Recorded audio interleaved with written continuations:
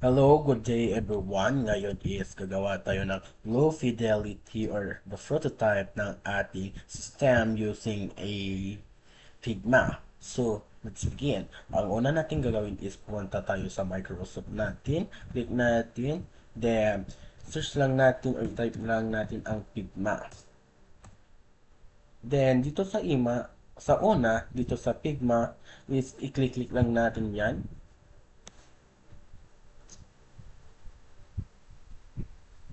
Kung nagpakita na is mayroon na tayong makikita dito sa taas sa recent. May mga design, big jump, slide, buzzer, side, and make. Pero, uh, slide naman ang gagawin natin or the system na low fidelity is pupunta tayo dito sa design. Click natin. So, dito na tayo pwedeng mag-edit ng ating low fidelity na system. So, ang tanong, ano ba yung low fidelity? So, meaning ang low fidelity is simple lang siya. Simple lang siya. So, ano ang dapat na kulay ang nagagamitin? So, ang kulay na dapat na gagamitin is yung mga black, gray, and white lang. Para simple siyang tignan. Pwede na rin tayo na maglagay ng mga text, ganun, at tsaka hindi tayo pwedeng maglagay ng mga photos, mga bright colors, the red, pink, green, ganun. Yung mga, dapat simple lang siya, ganun.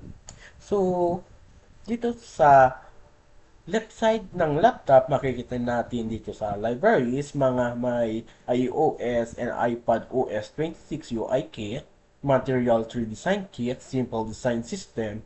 Ito yung mga gagamitin nating components para makabuo tayo ng system. For example, punta tayo dito sa iOS and iPad OS 26. So, makita natin mga icons, activity views, alerts, app icon, buttons, maraming pang iba. So, punta tayo dito sa material.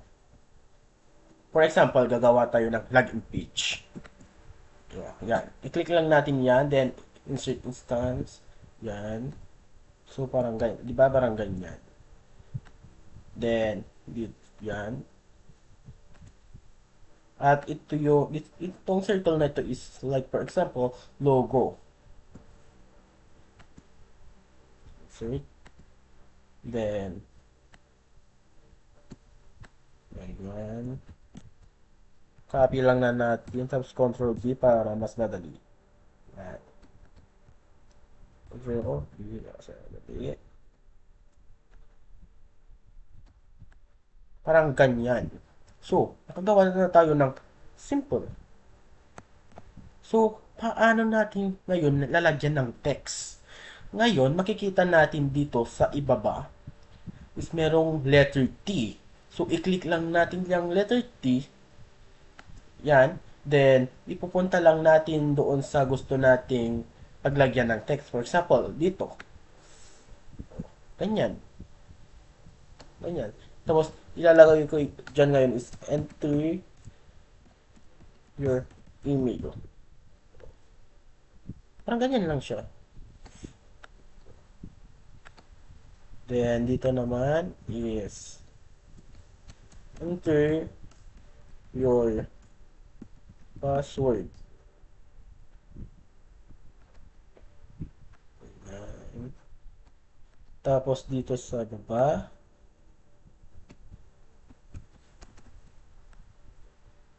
dito, pinapi-paste ko na lang siya kasi madali. Like, yan.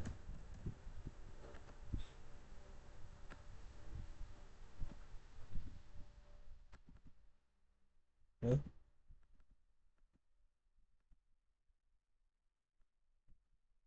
So, parang ganyan lang siya kadali. Di ba? Ang dali lang. So, ngayon, is na tayo sa aking ginawang system na talaga na low fidelity. Para doon ko i-explain yung paano natin sila pagkunakin. Ganun. So, ganyan lang siya kasimple, guys. So, punta tayo doon. Kasi gumawa na ako ng ng Fidelity rin using Figma bago ako mag screen record para mas madali or hindi lang tumagal itong video na to. So, ito yun. Ito yung ginawa ko. Meron tayong isa, dalawa, tatlo, apat, lima. Limang slide, parang ganon. So, itong una to is the home page. Dito sa home page is ito is parang gallery siya na home. Dito is ilalagay natin yung mga pictures connected or related sa ating topic. Makikita natin na merong ganyan pa arrow, ganyan, at dito. Kasi ang gusto kong gawin dito is carousel siya. Carousel siya na automatic, pero pwede natin rin i-next. Ganon. And dito naman sa about page. About page. Itong circle na to is yung logo. Logo ng pag-iimplementahan nyo ng iyong mga system. Ganon. The same this logo rin yan ng pag-implementahan nyo, ganon. Dito is yung title nyo or anong gusto nyong ilagay. At meron rin siyang research, ganon. So, logo ito ng gusto nyong pag-implementahan na carousel rin siya, na automatic na siyang nag-slide rin. And dito naman is yung mga text or yung text na about sa topic nyo. Ganun siya. Then, lastly, ay hindi pala last ito. Ito naman is the login page. Dito sa login page is mayroon rin siyang logo dito sa taas. Dito sa taas, logo yan. Then, ito, yung interior email, yung password, forget password, remember me, then login button. Parang yung in-example natin kanina. Kasi yan ang gusto kong design or style na para sa akin yung login page ko. Para sa akin, mas maganda kasi yan. Then, kung once na makalogin ka na, is pupunta na dito sa main dashboard. Dito sa system overview. So, anong makikita natin dito sa system overview? Siyempre, yung mga function or description ng ating ginamit. Mga ganun lang. Then, dito naman sa last, yung manage user. Dito naman yung manage user is yung mga, for example, yung admin na nag-open ito, makikita niya kung sino yung mga pumasok sa system. Ganon. Kung ano yung mga ID niya, kung ano yung pangalan, Gmail, ganon. And dito sa left side niya, yung may mas dark, dito naman yung mga action na pwede natin i-delete, edit, ganon yung mga pangalan. So, parang ganon siya. Tapos, all of itong ginawa ko is my search.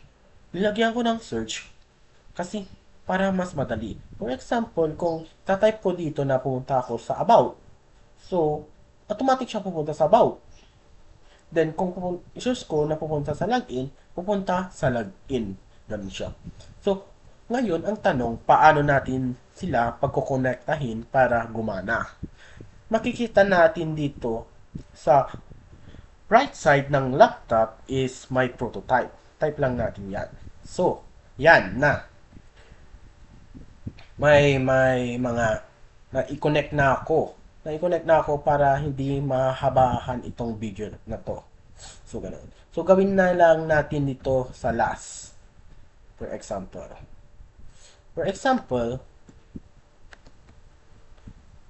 Itong dito sa system overview, di ba may nakikita tayong manage user. Gusto natin pumunta dyan.